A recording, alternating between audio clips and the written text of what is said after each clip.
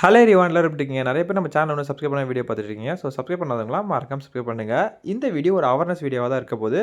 So நிறைய பேர் இந்த மிஸ்டேக்கா பண்ணியிருந்தீங்கன்னா, கண்டிப்பா இனிமேட்டு அத பண்ணாதீங்க. ஸ்டாப் பண்ணிக்கோங்க. நம்போ எல்லா ஃபிஷ்ஷுக்குமே ஒரே நெட்டு தான் யூஸ் பண்ணுவோம். எல்லா ஃபிஷ்ஷுக்கும் வேற வேற நெட்டு வைக்க முடியாது. 100% உண்ம தான். பட் ஆனா அந்த நெட்ல தான் ப்ராப்ளமே இருக்கு. எதுனாலன்னு நான் சொல்றேன். ஸோ இந்த ஒரு நெட்டு எல்லா ஃபிஷ்ஷுக்கும் யூஸ் பண்றதில்ல. சாகுற ஃபிஷ்ஷையும் நம்ம எடுத்து போட்டுருக்கோம்.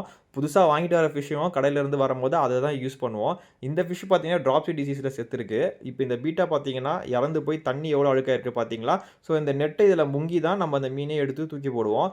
இது மட்டும் இல்லாம நான் சாயில கிளறலாம் கூட இந்த நெட்ட தான் யூஸ் பண்ணுவேன். இந்த டேங்க் எவ்வளோ அழுக்கா இருக்கு பாருங்க. கண்டிப்பா இந்த தண்ணீல அது முங்குனாலே இதில இருக்க இன்ஃபெக்ஷன்லாம் இந்த நெட்டுக்கு ஃபார்ம் ஆயிடும் கண்டிப்பா. நம்ப மீனுங்கள வந்து எடுத்துட்டு நெட்லயே வச்சுட்டா கூட அது பாடி டீகம்போஸ் ஆகும்போது அந்த நெட்ல தான் அந்த இது ஒட்டிட்டு இருக்கும். கண்டிப்பா இந்த நெட்டே கொண்டு போயிட்டு நம்ம வேற ஃபிஷ் நல்லா இருக்க ஃபிஷ்ஷ எடுக்கும்போது, கண்டிப்பா இதில இருக்க இன்ஃபெக்ஷன் அந்த மீனுக்கும் பரவறதுக்கு நெறையவே சான்சஸ் இருக்கு. இத ஒரு சின்ன விஷயம் பண்ணி சரி பண்ணிடலாம். 1 ஆர் 2 மந்த்ஸ் ஒன்ஸ் பார்த்தீங்கன்னா, நல்லா ராக் சால்ட் போட்டு ஒரு தண்ணிய மிக்ஸ் பண்ணி வச்சுக்கோங்க. அதில இந்த நெட் நல்லா டீப்பா முக்கிட்டு, நல்லா வெயில் அடிக்கிற இடத்துல போயிட்டு வச்சாலே போதும். ஸோ நெட் பெர்ஃபெக்ட்டா கிளியர் ஆயிடும்.